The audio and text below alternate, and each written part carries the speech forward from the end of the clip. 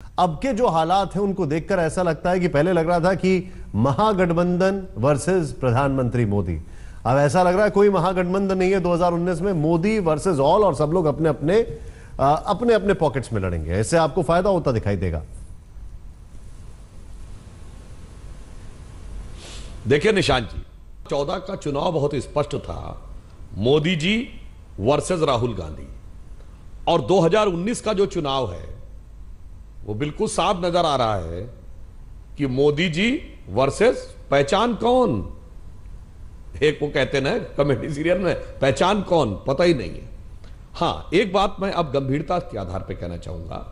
देखिए, जैसे अभी केसी त्यागी जी ने बोला कि कोई जूनियर पार्टनर बनने को तैयार नहीं है भारतीय राजनीति में, यह बात मैं थोड़ा अलग विश्लेषण देके कह रहा हूं, हर बात भाजपा प्रवक्ता के हिसाब से नहीं है, एक विश्लेषण की दृष्टि से भी कह रहा हूं कि जो विपक्ष है, विपक्ष में सबसे बड़ी पार्टी जिसका राष्ट्रव्यापी प्रभाव है वो निश्चित रूप से कांग्रेस है। तो कांग्रेस ही एक ऐसी पार्टी हो सकती थी जो एक अम्ब्रेला बन सकती थी या एक गुरुत्व केंद्र या सेंटर ऑफ ग्रेविटी की तरह काम कर सकती थी गठबंधन में। परंतु यह एक संयोग है कि कांग्रेस पार्टी का नेतृत्व जिस नेता यानी श्री राहुल गांधी जी के पास है, वो आयु, अनुभव, परिपक्वता, क्षमता सब में सबसे कम है। मतलब शरद पवार जी हो, ममता जी हो, मायावती जी हो, देवेगौड़ा जी हो, कोई तुलना ही नहीं हो सकती है राहुल गांधी जी की क्षमता, सीनियरिटी, वरिष्ठता, परिपक्वता। तो क्या हो गया, सबसे बड़ी पार्टी का नेतृत्व सबसे छोटा। अब यह एक पैराडॉक्स हो गया, यह एक प्रकार का अंतर्विरोध हो गया।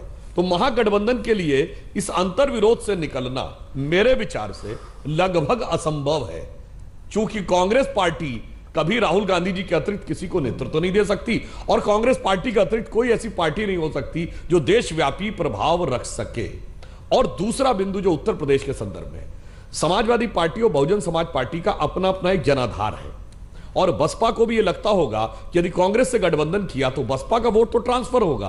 कांग्रेस का लगभग नगण्य जनाधार रह गया है, और जो है भी वो ट्रांसफरेबल कितना है, इसका सबसे बड़ा प्रमाण यह है कि अमेठी और रायबरेली, जहां से श्री राहुल गांधी जी, सोनिया गांधी जीतते हैं, यदि समाजवादी पार्टी अपना प्रत्याशी वहां पे खड़ा करे, चूंकि मुलायम सिंह जी और अखिलेश जी प्रत्याशी नहीं खड़ा करते हैं, वहां उनका समर्थन करते तो आसानी से निकाल लेते, वरना शायद उस सीट पर भी उनके लिए जीतने में बड़ी समस्या उत्पन्न। मुझे हैरानी